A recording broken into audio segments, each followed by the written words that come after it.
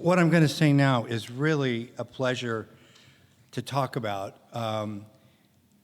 Gene is such a wonderful writer and has just done so many things, and you'll see when I introduce Kelvin Yu, the same can be said about him. But these are people who are networked with some of the most important things happening in our time. This is an interactive presentation with Gene Luen Yang and Kelvin Yu. The elevator version of what you're going to hear this morning is that this is the first event in the Lit Fest that honors the NSK Prize winner, and he'll be having an online conversation with the producer of his Disney Plus series, American Born Chinese.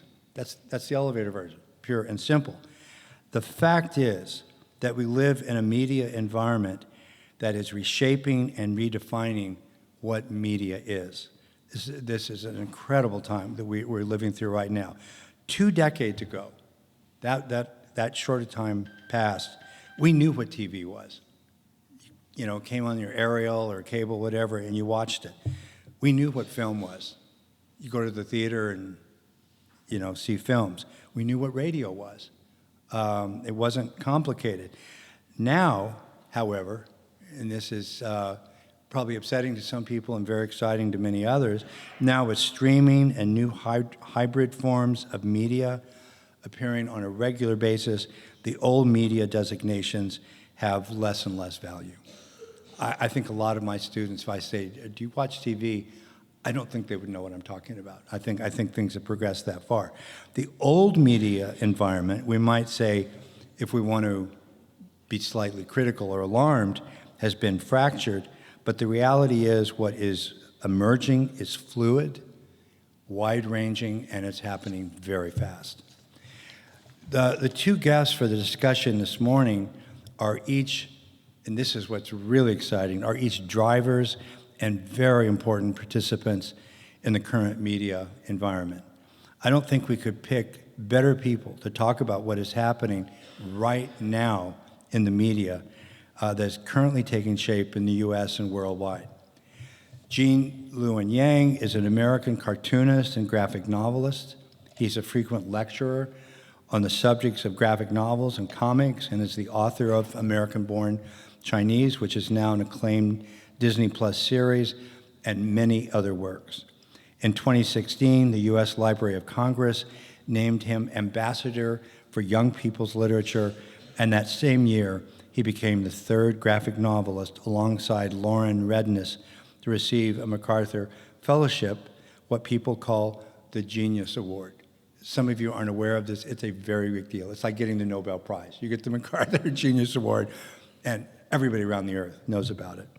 He's a remarkably prolific and brilliant presence in American culture.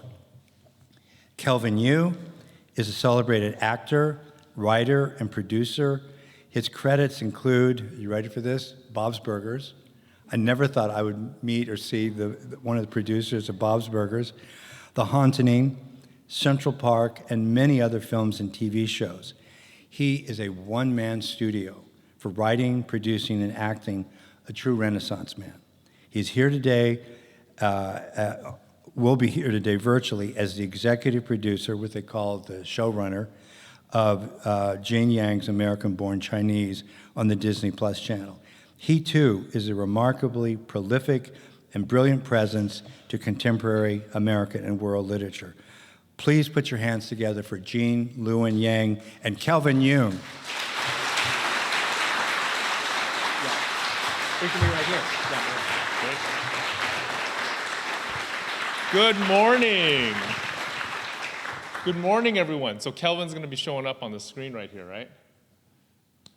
Thank you all so much for being here. It really is an honor and a pleasure to be a part of this tradition. I've only been in Oklahoma for less than 24 hours, and it's been super fun. I totally get why you all want to live here. Okay, so there's Kelvin. Kelvin and I are pretty good friends now. We met because we worked on this project together called American Born Chinese for Disney Plus, which is an adaptation of my graphic novel. And as RC said, Kelvin has been in television for a very long time. He has both been in front of and behind the camera. Do any of you recognize his face? You do? Can you place it? Can you place where you've seen him? He plays the best friend of Aziz Ansari on Master of None. You see it? You see? And then he's also behind the camera. You did showrun on Bob's Burgers as well, right? Is that true? No, I'm an executive producer on Bob's. I show ran Central Park, which is created by the same creator. Yeah. I see. Yeah, but he's been on Bob's since the very beginning, since season 1. So if you have any Bob's questions, he is the one to ask. But I wanted to start by just getting you, Kelvin, to talk a little bit about how you started in television and film. Like how wow. That's not something that your immigrant parents were super happy about, I'm sure. No, that's not why my father moved to Mississippi in 1965 with a suitcase and $200 for his son to be an auditioning actor in the late 90s, early 2000s. But here we are. I basically was. I think this is important also in the context of art and in context of writing and performing. I was basically tapped on the shoulder by a teacher when I was 13, who kindly asked me to audition for the play and thought I would be right for it and something I would enjoy. I always bring that up because I think it's important. We're in an academic context today to say that literally changed my life. Mrs. McIntyre in the 8th grade literally changed the course of my life. And so I think a lot of us probably have children. You just never know that moment that you can open a door or just crack it open for a young person to move forward, in that direction in a way that they, what it comes down to is in some way is permission. It's like just to give them permission to be interested in something or to spark something. So to fast forward a lot from that moment on, I never really wanted to do anything else but work in theater, film, and television. So by the time I got to college, I studied theater at UCLA. That's where sort of the rubber met the road with my parents because I eventually didn't pursue anything else other than that. So my first audition though, I booked, which was a show on a network called the WB at the time called Popular. So I worked on a series right out of college. And then to fast forward again, after 9-10 years of that, I found myself realizing that I felt I had more to offer. So I started writing privately. I called myself a Starbucks writer. And I think people here today probably understand that. Like you're a Starbucks writer until you're not. You know what I mean? What I mean by that is one day you're just a person with a laptop at a coffee shop. And then the next day somebody says, hey, what if I pay you a little money for that piece of writing, that short story, that screenplay, that novel? And then you're a professional writer and nothing changes from the first day to the next day, other than that you took the leap to put yourself out there and to, invite the world into your process. And then as the years go by, that might be the only way you make money if you're blessed enough, or it might not be. It doesn't really matter. So I did find myself landing a job on a show called Bob's Burgers, which changed things for me again, because that show is in its 14th season, which is very rare in TV, as was referenced earlier in the introduction. So, and then I get to meet Gene Luen Yang. And Gene and I met on a panel by serendipity because somebody had dropped out. So I was the backup. So they brought me in, and then Gene and I met that day, and the rest is history. That's right. We did a panel. It was with Cape. Was that with Cape? It was with Cape at Netflix. That's right. That's right. It was with Cape, which is a Hollywood organization for Asian Americans involved in television and film. What initiated our project together was actually me meeting this guy named Melvin Marr. He is an executive producer on a show called Fresh Off the Boat. And he also was a producer on the Jumanji movies, which were actually these surprise hits. So after that, Melvin had like a little bit of clout, and he asked if I would be interested in adapting American Born Chinese to the screen. Up until that point, I was actually pretty hesitant. I was worried about how some of the aspects of that book were going to make it onto a television screen. Specifically, in that book, I deal very explicitly with racism that Asian Americans face and I was worried that those pieces would come out really weird on a screen. But Melvin introduced me to Kelvin. We sat down at a burger restaurant, and by the end of that conversation, I felt like this guy kind of knows what's going on. So do you want to tell the story from your point of view? Like, do you remember that? I'm sure you remember. Well, that. yeah, we can be more specific too. So for those, and I'm sure there's not many of you, but for those of you who don't know, the original graphic novel, American Born Chinese, has 3 set pieces. And one of them very explicitly uses a racial slur. And because we're all grown-ups, I'll just say it once. His name is Cousin Chinky, right? And so that character, justifiably so, was troubling for Gene in the sense that if it fell in the wrong hands, he could really sort of negate so much of the good work he had done in the graphic novel through the adaptation. And so a couple of things are happening, I think, at TV in that time while we're talking about sort of the TV ecosystem. I think, and these are related, I think the industry is changing.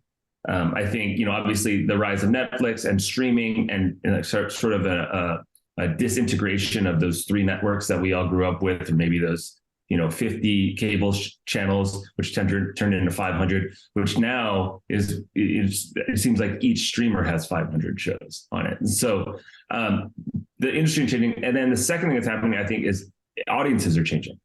I think audiences are looking, eventually you get to things like Squid Game and, Money Heist, which is a very popular Spanish show, where audiences are saying, I'm okay watching something that doesn't look exactly like me. It doesn't have to mirror me exactly. In fact, where they're seeking it out. So those 2 things are speaking to each other. There's a buyer-seller relationship where the buyers are putting out things that are more diverse. I felt that this was the right time for American Born Chinese. Turns out I was wrong, because we were passed on at our first network. And so we created a first draft that was a little bit edgier, a little bit more mature in the sense of for older audiences. Not that the final iteration wasn't mature. But the big thing, I think, was that we were looking at this character, this cousin character, and saying, how do you do that on a television show in a digestible way?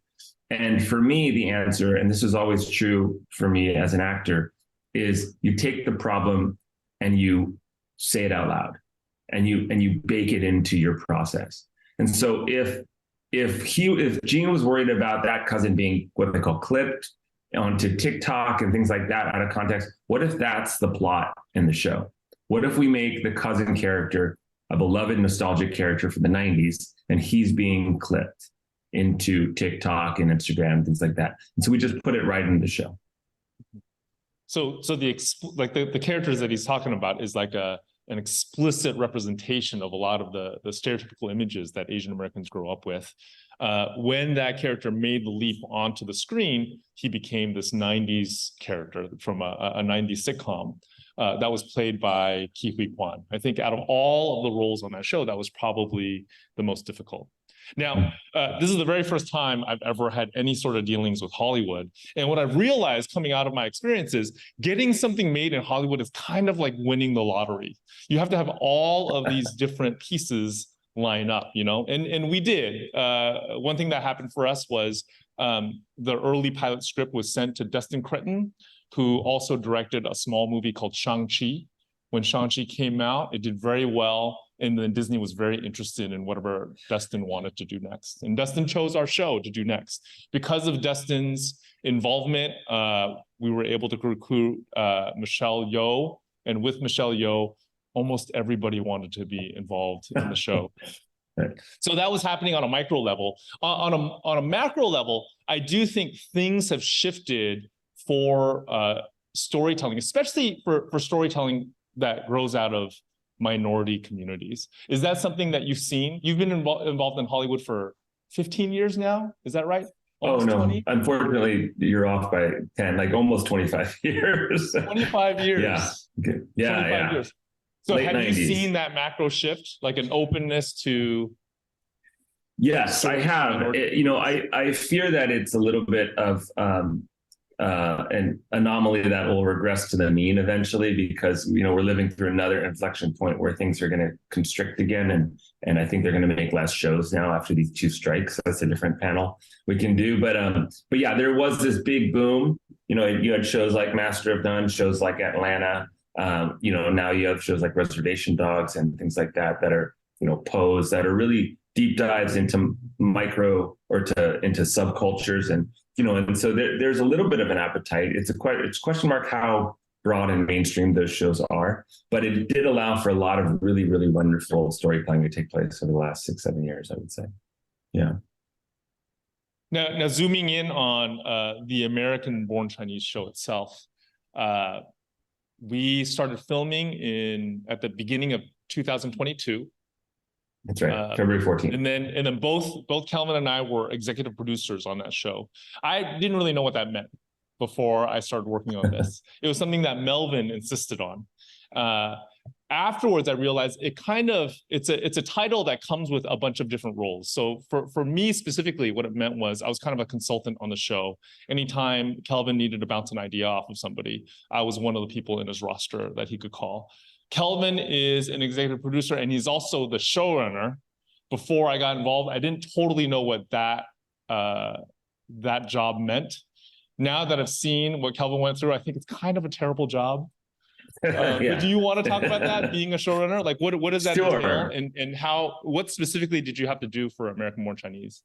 Well, also, you're not being generous enough to yourself. You were my primary, sounding wall. And I would say that that's about as rare as anything. And I mean, everyone here today can probably attest to the fact that an original IP author and the adapter don't always have the holiest of marriages. That's not something that's a given. It can be, testy. It can be just estranged. And so in fact, you were, by the end of the process, you were almost like my writing partner. So thank you so much, Gene. I'll say that just quickly, show running is sort of like half being what they call a head writer, which is an older term, and half being like a church camp counselor or something. Like you're almost like, you're almost like the manager of a Walmart. There's just 300 people that you have to wrangle, and attitudes and personalities and egos, and you just want to get the best out of everyone.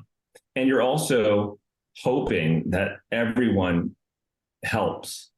Like when you speak to the costume designer, you're hoping that she or he just makes your job a little bit easier today. And then the music composer just makes your job a little bit easier today. And for the most part, I would say everyone did on this show. Everyone had skin in the game. Everyone came to work, not only with a great attitude, but caring more than they would about a regular job. So I'm incredibly grateful. The thing I will just throw out there while we're on the topic of writing and we're in this conversation is, it all starts with Gene Luen Yang's original raw material. I mean, everything starts from that there's no forest fire without that kindling, and nothing happens. Nobody's interested. Destin Cretton's not interested. Melvin Marr's not interested. Kelvin Yu's not interested at all, unless it starts with this incredibly important seminal work. There was nothing like it. I would attest that there's nothing still like it. What happened, I think, is that there was a wave of immigration for Chinese and Taiwanese people in the 60s and 70s, which is when my parents came over, Gene's parents, and so those people had children, and you're talking to two of them right now. And so that very specific experience, that very specific narrative had not been really codified into, it's just, maybe it has, but just not well, just not like Gene had done it. The idea of having sort of a feeling entirely American, but a stranger in your own land, and having that happen to you in a way that was consistently ironic and agitative and hilarious. And, Gene just found a way to do it all in a really digestible way. I've probably read the book 20 times now, and it just always offers new, interesting insights and brings me back. And so it all begins there. And then the second thing I'll say is the show, more than I would say, I would say both, but the show for me became a conversation about confidence. A conversation, I would say a bigger word than confidence is entitlement. Like, what is our entitlement? What is our birthright? To use our voice, to be here, to claim our identity, to pull seemingly disparate aspects into one person, What is healthy entitlement? What is unhealthy entitlement? What is unhealthy confidence versus a healthy sense of confidence? That is the conversation that I think was at the core of the book, and we try to put it on screen. Other than that, Gene was very generous to allow me to shift things, update things, change things, add characters, delete characters. So that was the conversation. That was the discourse that Gene and I had over several months. Was there something that you're especially proud of in the show? Well, I'm proud of our relationship, Gene. I'm proud that you just on the subject of writing. I also feel like you sort of helped me learn. You know how when you sit down to write, every time it's not just what am I going to write. It's like you kind of go like, what is writing? Like every time you sit down to write, you have to remind yourself like what it is. I wonder if that's true for tennis players. I don't think that they go to tennis every day and they're like, wait, what is tennis? But I do think writers feel that way almost every time. You just have to redefine it because every project is different and you're a different human every morning you wake up. And so Gene and I talked a lot about the confidence of writing, how to sort of play between the structure and anti-structure. We talked a lot about resistance and your relationship to resistance and how you keep it in the room as sort of a boxing sparring partner. And how it's sort of, there's a healthy resistance, I think, for all of us. But I would say the thing that I'm most proud of, Gene, is 107, because episode 7 was that episode, that moment for any other creatives out there, that moment where all is lost, where you don't know what you're doing. We basically wrote an entirely different episode than the one that we ended on, that had a totally different plot, completely different angle on things. And I sent it to Gene, and Gene was incredibly patient and calm to do some deep breaths. He's a devout Catholic, so he actually prayed for us, which it turns out worked. Yes, And without dwelling on it too long, it became my favorite episode. I know it's your favorite episode as well, but we went through the fire on that one. So yeah. The original 107 was so bad. Sorry, dude. It was just so bad. It made me so sad. How do you really feel I talked to about my wife about it. She went to mass for it.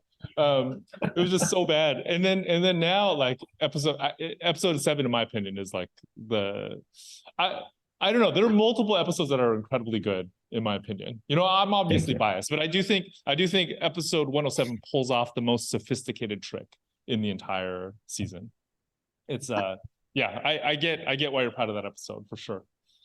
For me, I think there was this moment in episode 1 where Michelle Yeoh plays the goddess of mercy, and she descends down into this high school hallway. And I was there for the filming for that, and there were a bunch of us Chinese Americans that were watching her do it. And she actually kind of looks like a goddess in real life too. It's not like special effects. That's actually how she looks physically in front of you. And we watched her do that, and we all got teary-eyed. And I think it's because for a lot of us, when we were kids, we always wanted to keep our Chinese culture separate from our school. We were embarrassed about it. So here is this woman who kind of embodies everything we were embarrassed about as a Chinese goddess, breaking into a high school hallway, the site of our embarrassment, in such a beautiful way. It just it was incredibly touching to be able to see that. Let me end this with a question to you before we open it up for Q&A and bring everybody here into the conversation. The audience is mostly young people. You all look like you're in your early 20s to me. Is that about right? So for somebody who is interested, for a young person who is interested in getting involved in film or television or the storytelling arts broadly, do you have any advice for them? Do TikTok? Just kidding. No, that's terrible advice. I would say, things are really moving quickly, and we are in an accelerated, sort of punctuated moment of progress. There's these. If you come to Los Angeles and you go to particularly Burbank, there's these big, giant studios with big, tall walls that you can't see over. They're almost like modern day castles.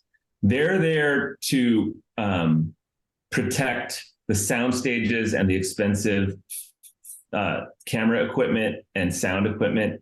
They're getting more and more ridiculous every day. Like every time you drive by them, you go, what are they doing over there? Like if you have a new iPhone in your pocket, it's more powerful and more versatile than some of the cameras they're still using behind those walls. And so basically what that means is not only can you write something because you have a brain, you can shoot it and produce it. You can also broadcast it. And so everything is literally in your pocket at this point. And so it's a little bit sad for people like me, but for people like you, it's terrific. It means that you are walking studios, and for us as a culture, it's a boon. It means that we're going to get the benefit. You don't have to live anywhere near Los Angeles or New York City to tell your story and for us to get it. So I would say begin now and do something that Andrew Stanton, the writer and creator of Finding Nemo and a lot of great movies, says fail fast. So what you want to do is you want to get as many bad ideas out now while nobody's looking, get a lot of reps. Another way to put it is lose all your house poker games. Like lose as many hands as possible. Just play them, lose them for $1 each, because later when you're playing, the big poker tournament in Las Vegas or whatever, you've been through the fire of your own process. And so, and guess what? They're never as bad as you think they are. All of your bad ideas, all of your bad, and they come back around. All those ideas will come back around. They'll sort of, just to use another catchphrase, Damon Lindelof, creator of Lost and Watchmen, talks about dead bodies. And he's like, we're in a zombie movie. We have to get over that wall. So we just need a bunch of dead bodies so we can run up the dead bodies and jump over the wall. This is a pretty grim zombie metaphor. But so what that means in context of a writer's room or in context of a creative experience is to just start throwing, it doesn't matter. Just start getting it out there. Because I think that activity and that motion is what your body and your brain need to get you over that wall. When you sit there and you wait for the great idea to come, just never shows up. And so I'm full of these. Another last cliche that I've heard is that the muse may come, but she better find you working. So, it's sort of not your decision whether or not the muse comes. But in this proverbial genderized metaphor, when she does come, she wants to see you seated at your desk, not scrolling Instagram, not at the gym, not, walking around with your friends or whatever, not doom scrolling Netflix. She wants to see you seated trying. And she often does come in those instances. So I know it's not a great piece of advice. It's not novel, but get to work, basically. That's great. All right. Are there any questions that either of us can answer for you, or both of us can answer for you?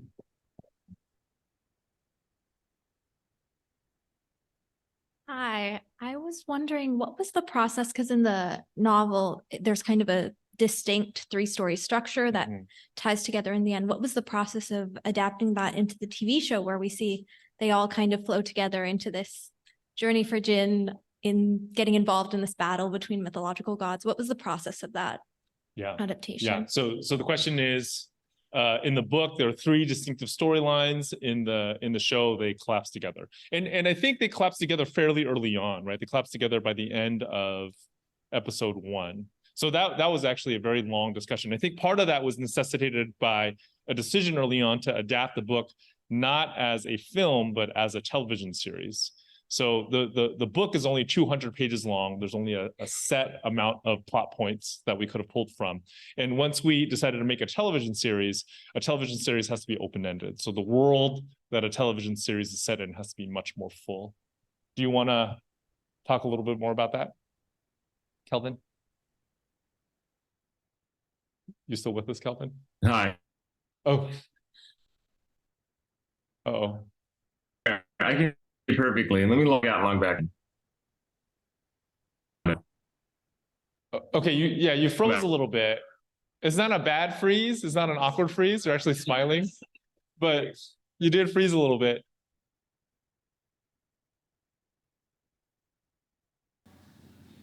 Well, maybe. Okay. So while we figure that out, maybe we can take another question. I do have to say that Kelvin's internet connection is kind of sucky. Like we had a pitch meeting, and during this pitch meeting with Disney executives, like the highest people at Disney, we did this pitch meeting. He froze 4 times. And each time he froze, he would use a different device to join. So by the end, there were like 4 different versions of Kelvin. One of them moved, and the other 3 were frozen at different states of talking. And some of them were awkward. Some of them were awkward. Somebody else want to ask a question? Yeah, hold on.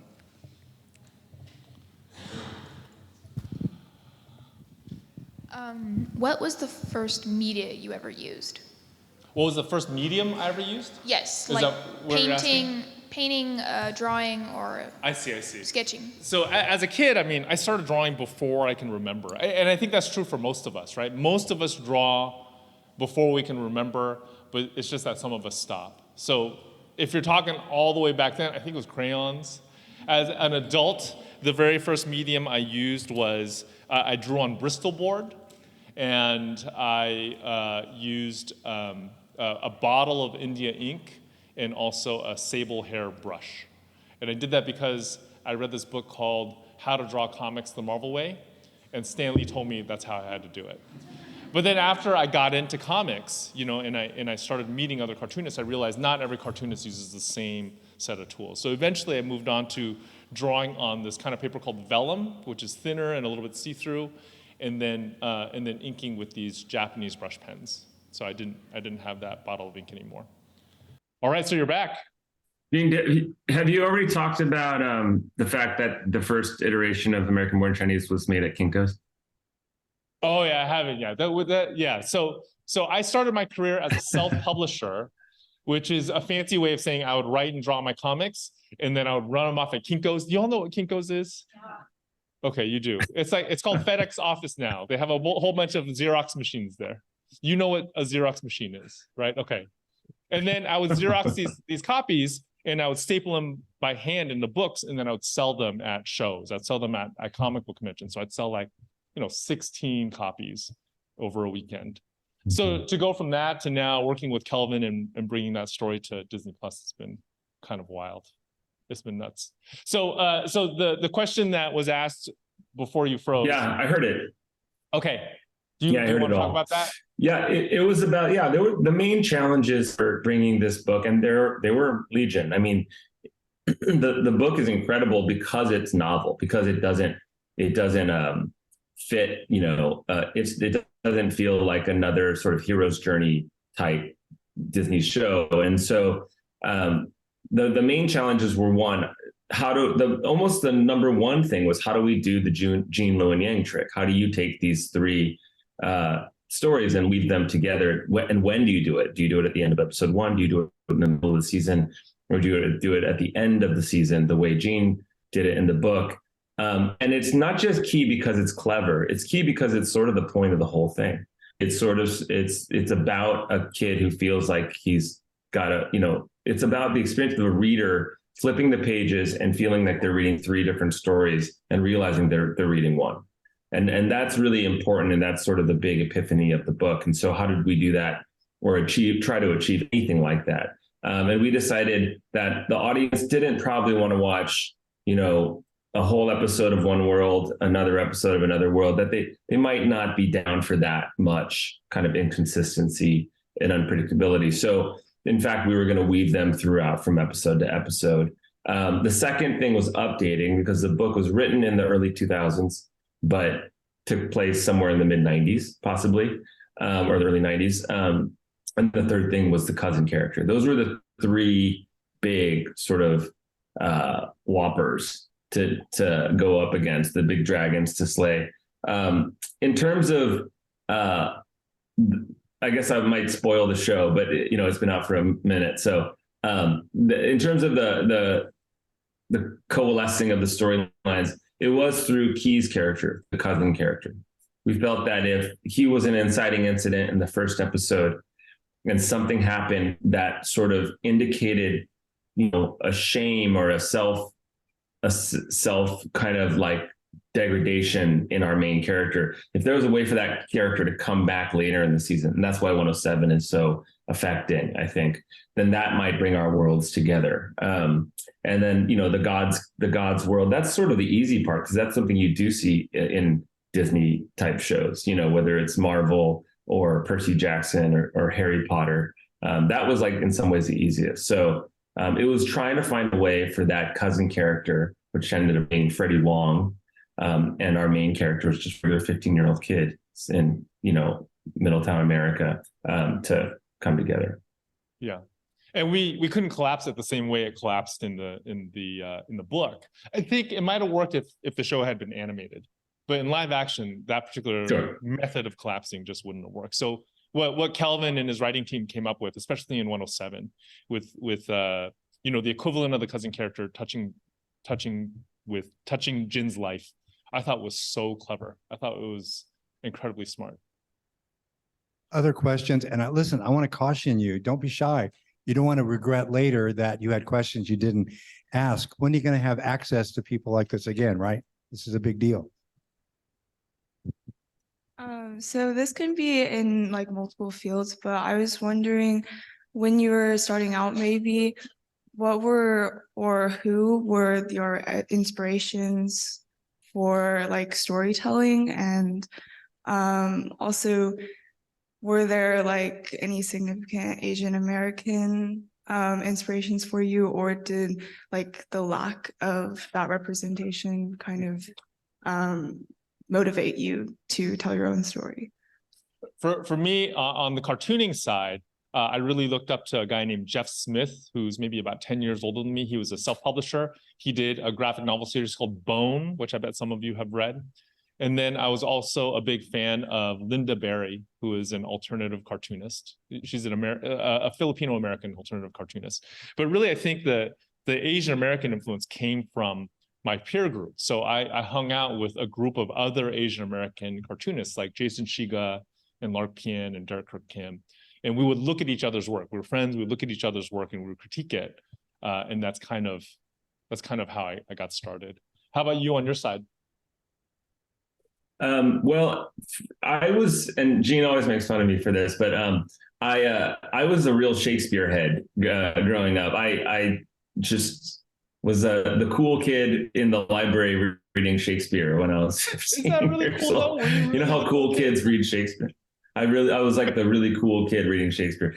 No, I don't know why, but I really hooked into Shakespeare. I also did all the school plays, so I was, a big fan of Neil Simon and Christopher Durang and all that. I mean, it's funny because I think that type of theater has really gone away. It's like we're going to live in the post-Hamilton world for the next 20 years, which is fine.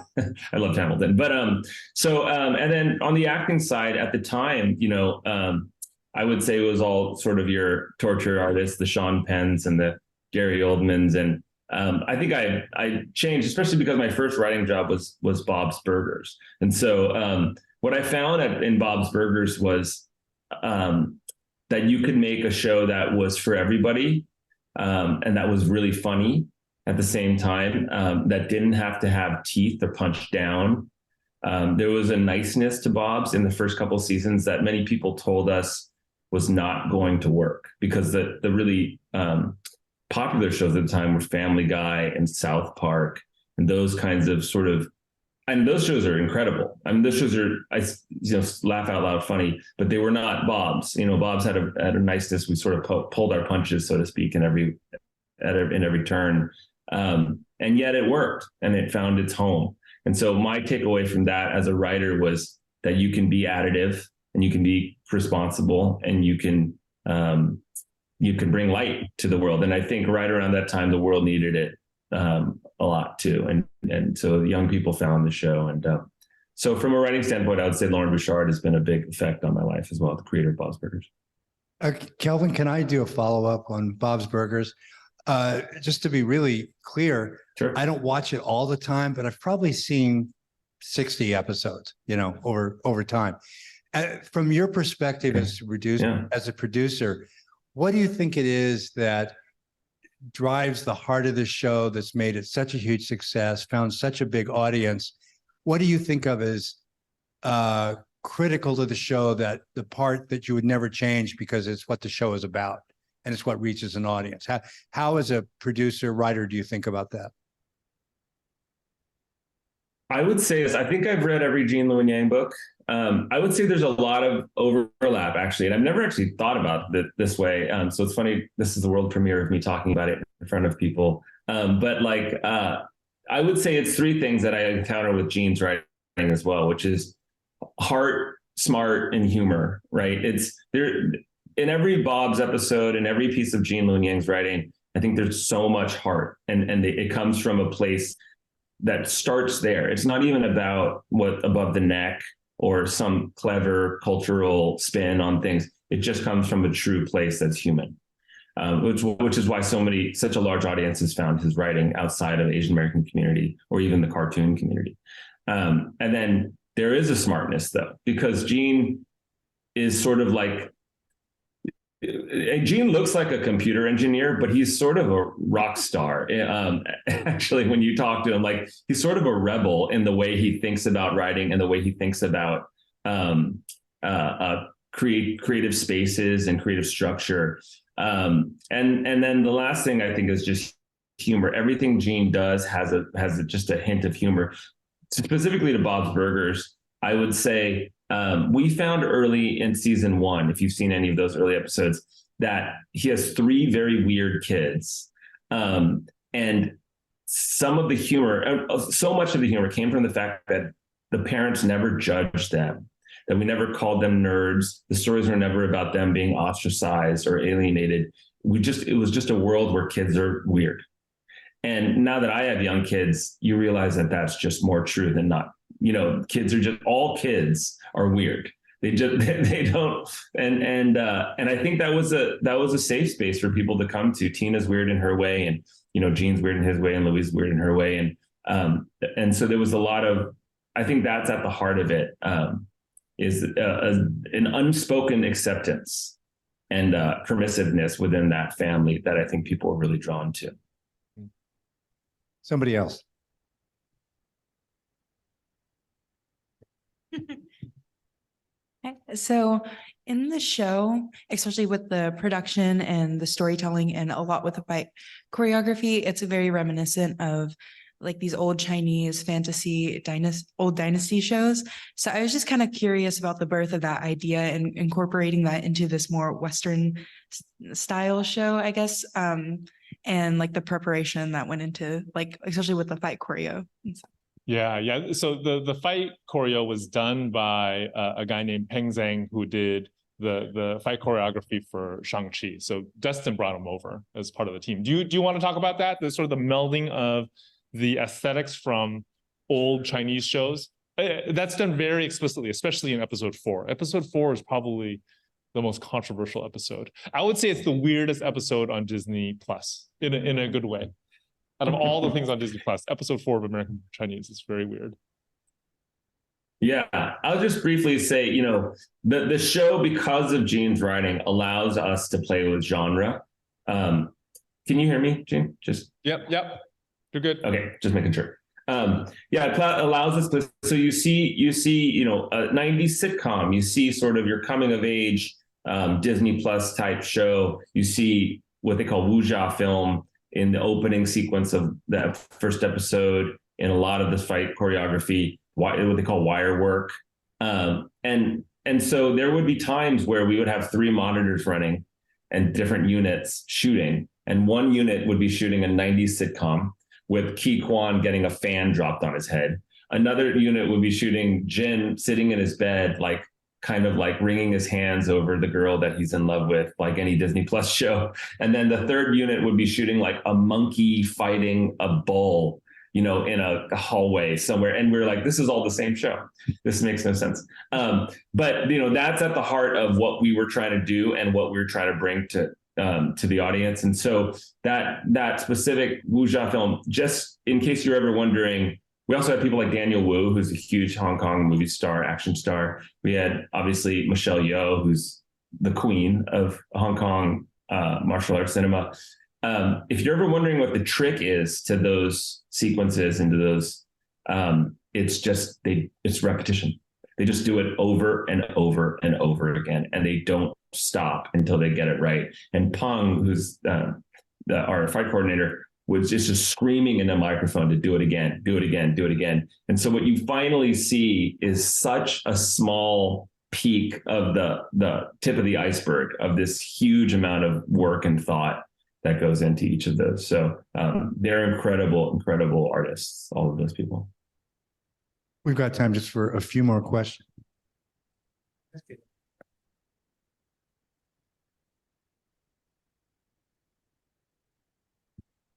Hi. So, what did you do to build up the skills that really helped you as a writer or as an artist?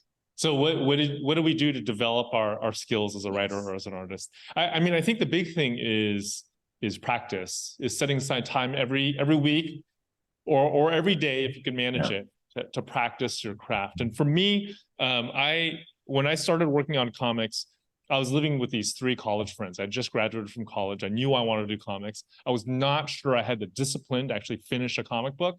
So I told my roommates, I was like, ask me at the end of every week if I hit my goals. And if I did not, please make me feel bad about it.